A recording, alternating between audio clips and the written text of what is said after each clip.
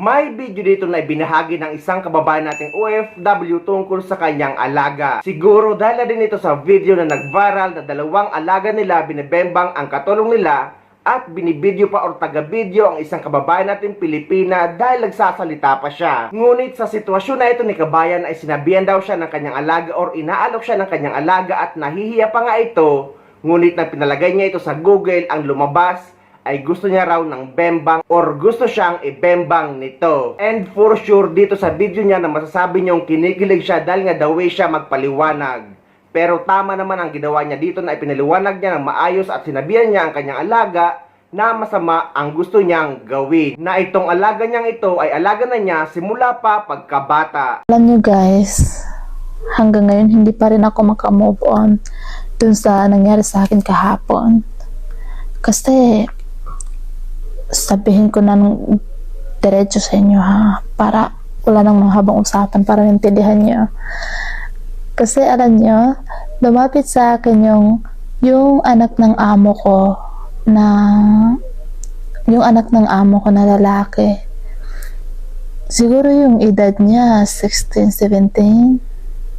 Tapos lumapit siya sa akin na parang kinakabahan, na parang hindi alam kung anong sasabihin, kung paano siya magsimula, at hindi niya alam kung ano ba talaga yung una niyang sasabihin sa akin. Kanya, kinakabahan na, parang nangingitim na yung mukha niya. Sabi ko, bakit ganyan ka? Bakit parang kinakabahan ka? May problema ba? May gusto ka bang sabihin? Sabihin mo, baka sabi ko, maintindihan kita. Tapos ayun, sabi niya, kung sabihin ko ba sa'yo, hindi ka ba magalit?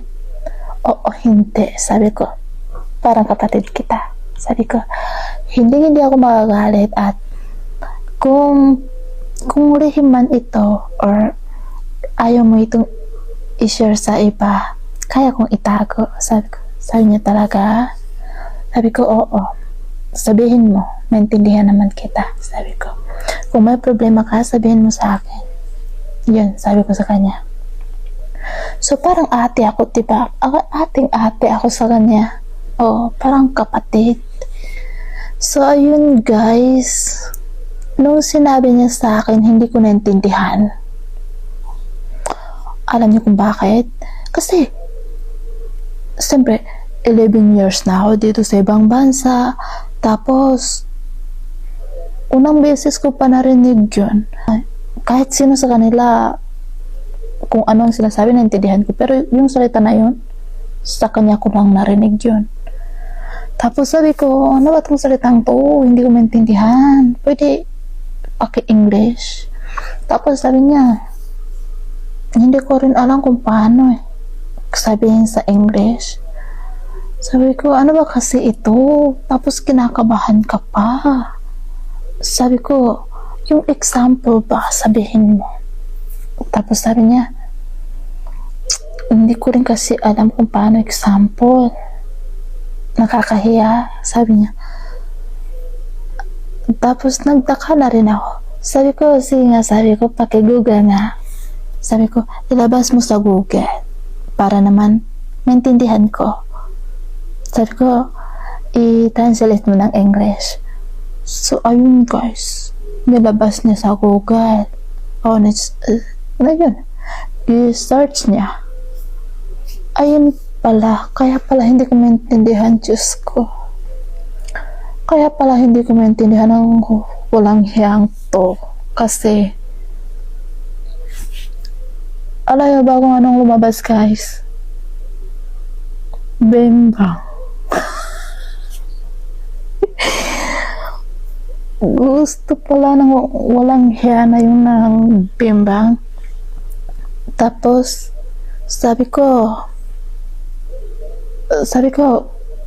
yan pala ang gusto mo, kaya pala hindi ko maintindihan kasi ito pala ang gusto mo. Sabi ko, sigurado ka ba sigurado ka ba dito? Sabi ko. Sabi niya, oo, kung papayag ka. Sabi ko, alam mo, sabi ko, kapag nalaman ito ng tatay mo, ng pamilya mo, siguro makulong tayo. "Oh, lagot ka." Sabi ko, "Hindi ka ba natatakot?" Sabi niya, "Matatakot ako. Kaya wag mong sabihin, atin lang to." Sabi ko, "Hindi pwede. Kasi mali ito. Mali itong ginagawa mo, ganyan." Tapos, ayun, kinakabahan siya masyado. Nagmamakaawa. Hindi ko alam kung hindi ko alam kung maawa ako sa kanya dahil sa nagmamakaawa.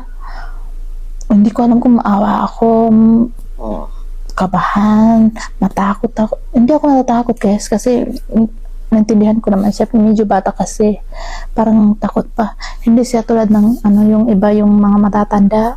Pero yung mga matatanda naman, hindi naman sila ganun. May respeto sila, parang kapatid nila ako. Kasi kung yung matanda lang, ako, sampalin ko na. Pero yung bata kasi, naintindihan ko yung feelings niya. Parang hindi pa rin niya alam kung anong sinasabi niya. Oh, akala niya madali lang itong gawin. Akala niya makuha niya ako, ganun. Sabi ko, hindi pwede yan kasi masama. Tapos ako, dalaga pa ako. At kahit pa may asawa ako, hindi ko pwedeng gawin yan kasi mali. Sabi ko, hindi ako pumunta dito para gawin yan. Sabi ko. Tapos, ayun, sabi niya, naghingi siya ng maraming sorry.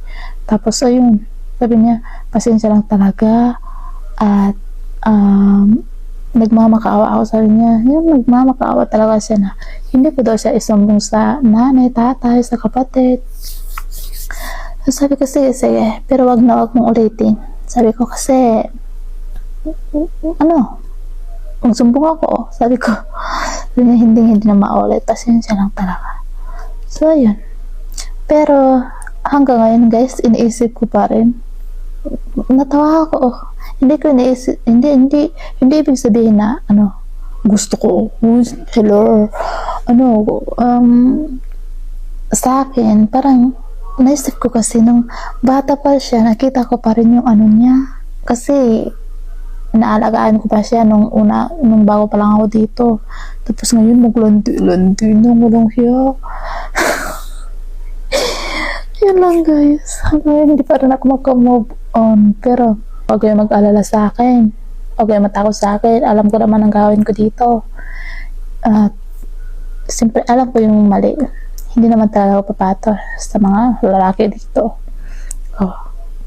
Yung sarili ko, katawan ko, para lang ito sa asawa ko, no? Ay, ganyan lang kapag kung pilitin niya ako. Pero hindi naman sila ganun. Kilala ko silang lahat at huwag kayong mag-alala sa akin. Safe ako dito. So guys, lagi natin gawin ang tama lalo na't dito tayo sa ibang bansa. Huwag na huwag gagawa ng bagay na ikakapahamak natin dahil ang bembang ay laging nandyan naman kahit saan, sa abroad man or sa Pilipinas. Ngunit huwag na huwag itong gagawin kung ang kapalit naman ito ay kapahamakan.